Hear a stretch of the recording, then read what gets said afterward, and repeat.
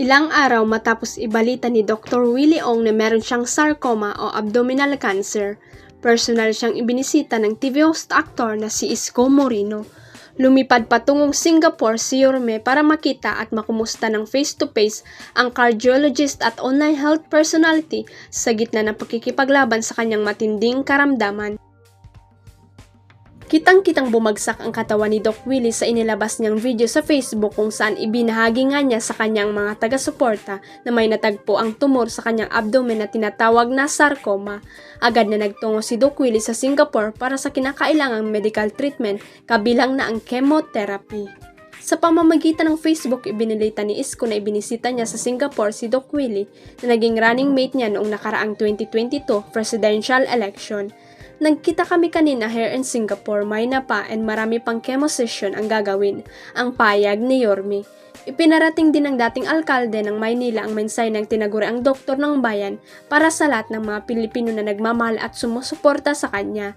Message na mahal daw niya mga kababayan nating Pilipino hanggat malakas siya, hindi raw siya titigil ng pagtulong sa taong bayan at sa bansang hanggang sa dulo. Sabi pa ni Isko patungkol sa mensahe ni Doc Willie. Atat na nga bang magkaapo ang nanay ni Gerald Anderson kaya ito raw ang nabitiw ang wish para sa kanyang 66th birthday.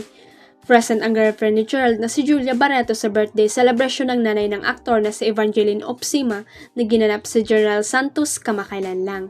Mismong ang aktor ang nag-upload sa kanyang Instagram account ng mga litrato na kuha sa selebrasyon ng kaarawan ng kanyang nanay. Ang maikling caption na inilagay ni Gerald sa mga ibinahagi niyang photos, "Happy birthday, ma."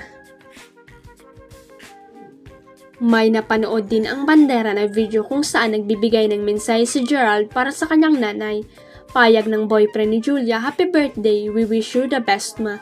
Thank you sa all the years na pag-aalaga sa amin. Salamat dahil inalagaan mo kami. Alam namin na ibibigay mo ang lahat para sa amin at ibibigay din namin ang lahat para sa iyo."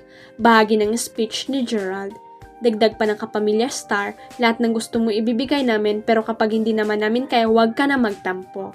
Sabi naman ni Miss Evangeline, wala siyang hihilingin sa kanyang mga anak na hindi nila kayang ibigay. Hindi naman nanghihingi si mama na hindi nyo kaya. "I'm having a little bit so I'm asking you give me a," sabi ng nanay ng aktor na hindi na binanggit ang nais sabihin nang mapansing nakatitig na sa kanya ang anak. Huwag kalimutang i-click ang subscribe button at i-ring ang notification bell para sa latest at legit chika updates.